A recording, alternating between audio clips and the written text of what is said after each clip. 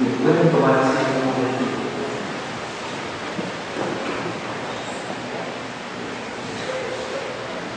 Esta tarde predicaba en un retiro, en la Eucaristía de un retiro, de la finalización de un retiro de una comunidad. Madre de Dios. Y los textos ciertamente iluminaban la experiencia que vivían aproximadamente 100 personas que habían tomado el fin de semana para retirarse y tener experiencia de Dios, hacer experiencia de Dios, la necesidad y la importancia que tiene para nuestra vida también el aprender a retirarnos y poder tener experiencia de Dios. Y precisamente les decía a ellos, generalmente cuando uno vuelve, cuando uno regresa de un retiro espiritual, de una experiencia de Dios, la vida cambia. El amor de Dios es capaz de marcar, dejar su huella impregnada en la vida de los seres humanos. El amor de Dios marca. Y ciertamente que cuando ese amor de Dios ha impregnado en todo nuestro ser, nuestras actitudes cotidianas o habituales, a las cuales nosotros, las personas que conviven con nosotros, están acostumbrados a mirarnos, o quizás a etiquetarnos, a estigmatizarnos, decir, si fulanito o fulanita es así. Ese es uno de los problemas. Que los otros y las otras nos etiqueten, nos estigmaticen y nos digan, bueno, ese es irredento. Ni la redención de Dios. A veces solemos decir así, no todo el tiempo. El problema está que entonces cuando nos etiquetan o nos estigmatizan, y a lo mejor también nosotros nos creemos eso, y ya lo incorporamos, que no tenemos cambio. Ni Dios es capaz de transformarnos, ni Dios es capaz de hacernos distintos, ni Dios es capaz de meterse en nosotros y lograr esa transformación, esa conversión del corazón. Bien, estos hermanos estaban haciendo experiencia de Dios y seguramente que cuando regresan a sus casas van a tener otras actitudes. Fruto, consecuencia de ese encuentro personal con Dios, consecuencia de esa experiencia de encuentro con nuestra propia verdad. Y les decía, a veces tenemos miedo a encontrarnos con nuestra propia verdad, dejarnos interpelar por la palabra de Dios, dejarnos interpelar por Jesús. Y seguramente se reirán de nosotros, se burlarán de nosotros porque hemos regresado de esa experiencia de retiro espiritual. Pero miren esta, miren este. Ahora se cree santa, se cree santo, se cree más santo de los santos, más santa que las santas. Ciertamente nos encontramos con algunas personas que totalmente se bloquean, se convierten en ciegos para poder contemplar la gracia de Dios, cómo la gracia de Dios va actuando en nuestras vidas. Porque lo que es imposible para los seres humanos es posible para Dios si hay fe. Bien, hoy tenemos en la primera lectura el relato del profeta Jeremías, un hombre que fue elegido en medio de un pueblo. Dios lo elige, Dios lo convoca para que sea profeta, para que hable el nombre de Dios a ese pueblo y pueda conducir según los planes y proyectos de Dios a ese pueblo. Cuando Dios hizo el llamado del profeta Jeremías, le pedía que insistiera que el pueblo pudiese vivir en la justicia y en el derecho, que vivieran en la fraternidad y que lo amara mucho a ese Dios. Bien, dice La primera lectura entonces, el profeta Jeremías nos está narrando la experiencia de amor que él vive con ese Dios que acontece en su vida como ha acontecido también en nuestra vida. Nos podemos representar también en este profeta, en donde se siente seducido por Dios, se siente amado por Dios.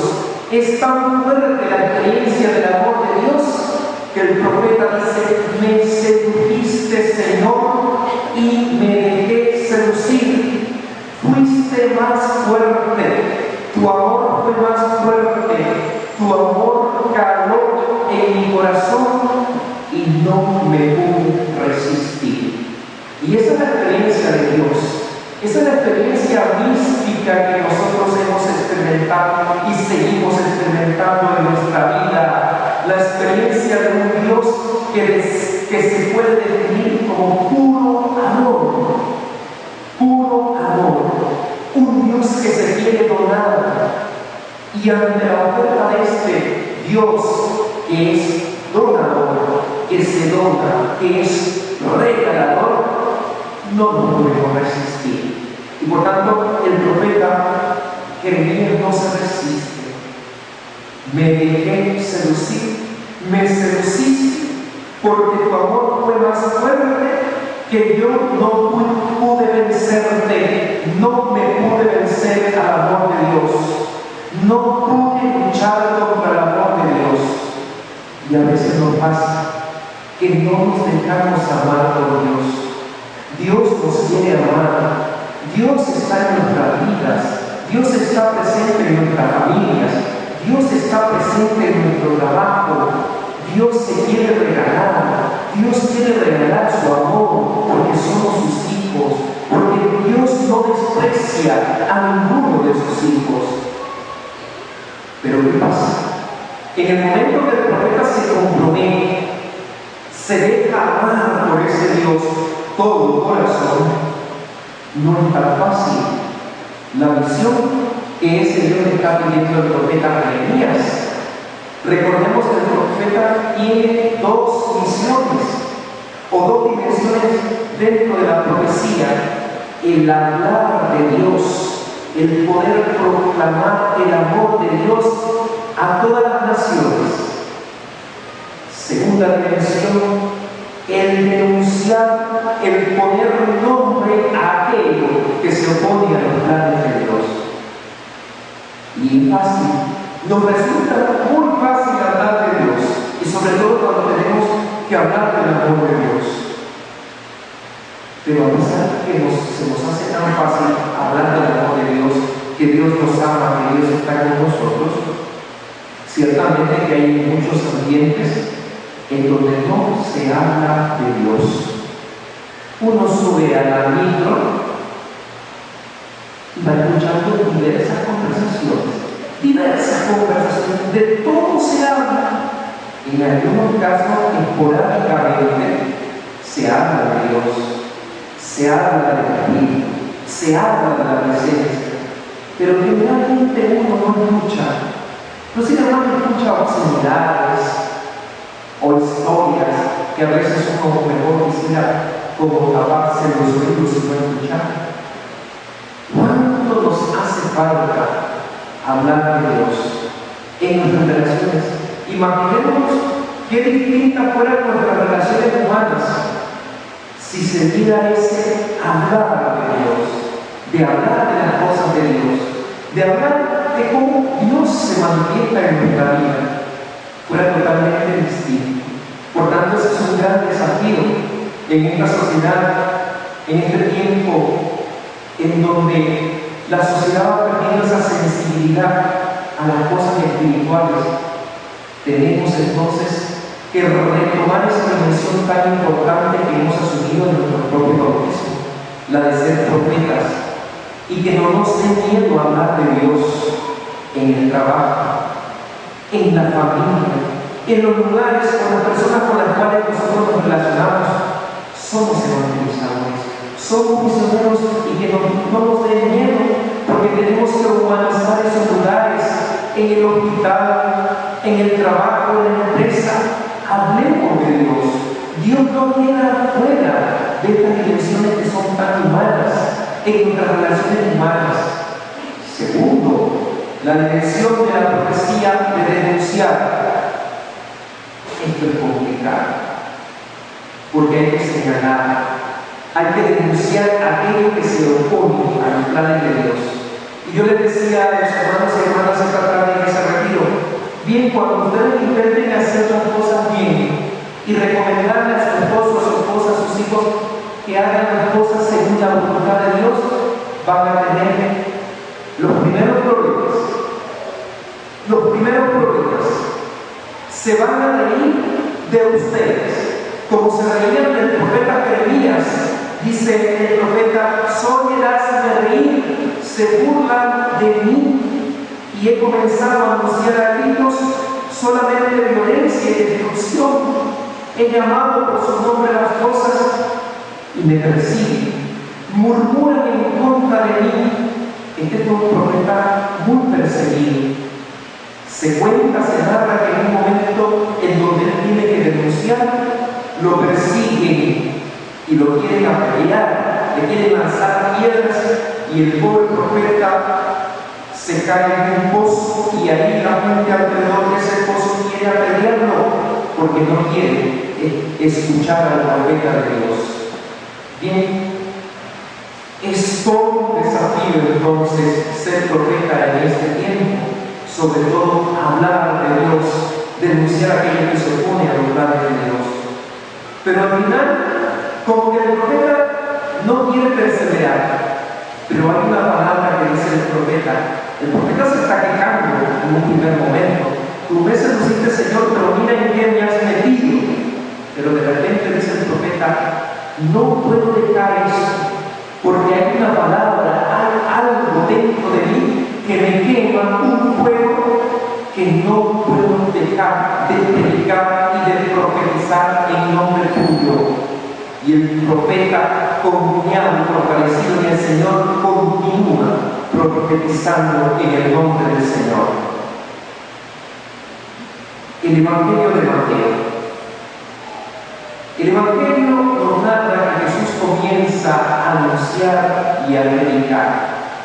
Y en este momento se dirige a sus discípulos y de repente le lanza el primer anuncio de su pasión.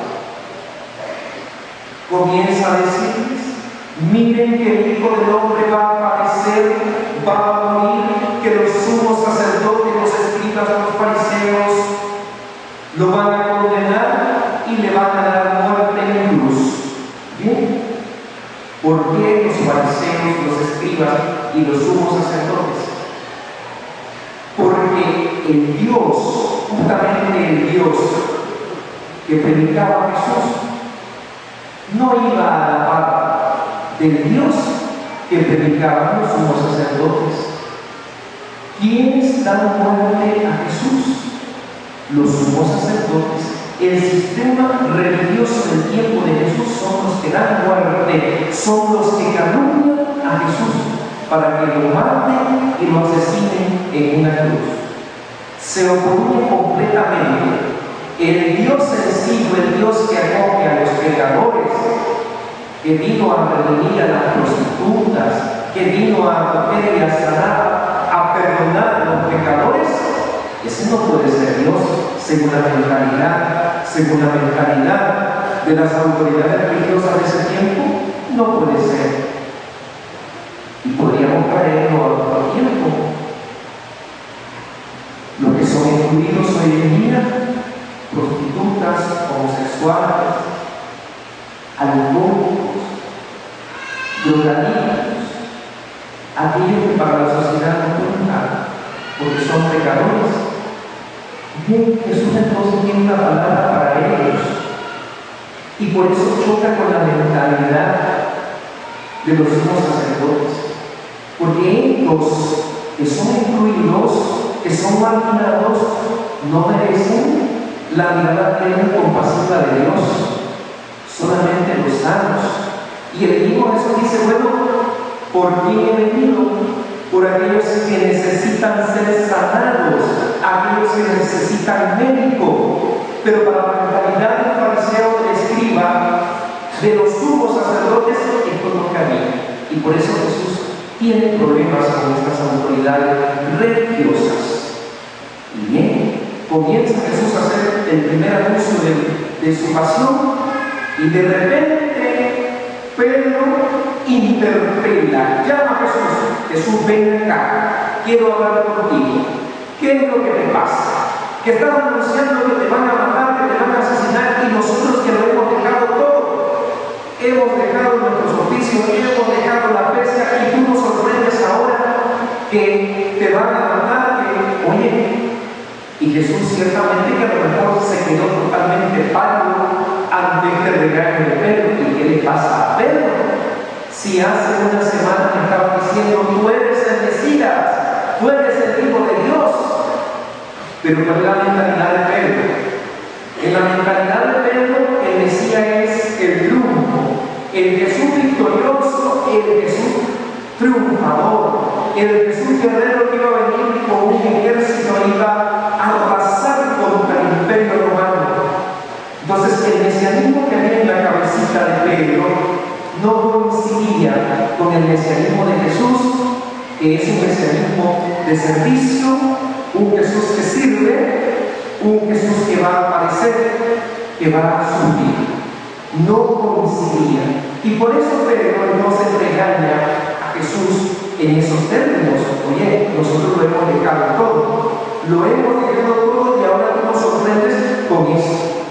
Y de repente entonces Jesús escucha a Pedro, y Jesús le responde a Pedro: apártate de mí, Satanás, y no intentes hacerme tropezar en mi camino.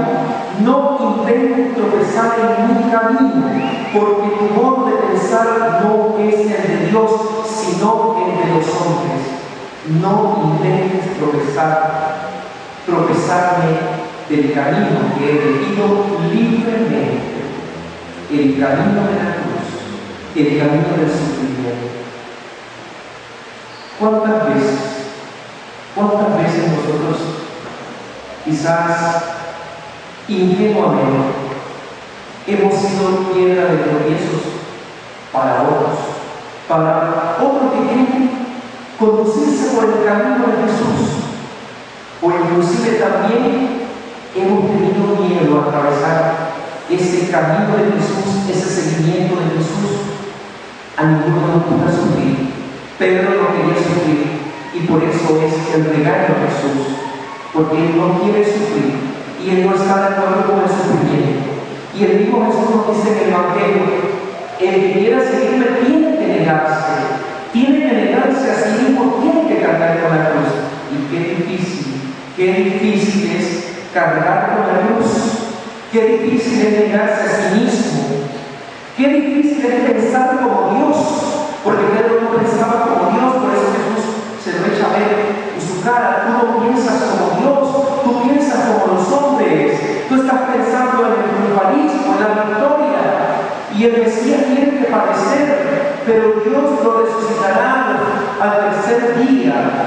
Por tanto, hermanos y hermanas, lo que nos quiere decir Jesús a través de su palabra, que el cristianismo no es fácil, que en el cristianismo también hay sufrimiento, pero no tiene la última palabra en nuestra vida, porque aspiramos a la vida, aspiramos a la resurrección, pero es un camino que tenemos que recorrer, lamentablemente.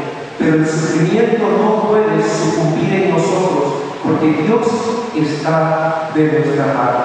Amén. Pongámonos de pie y hagamos profesión de fe. Les pregunto: ¿creen en Dios Padre Todopoderoso,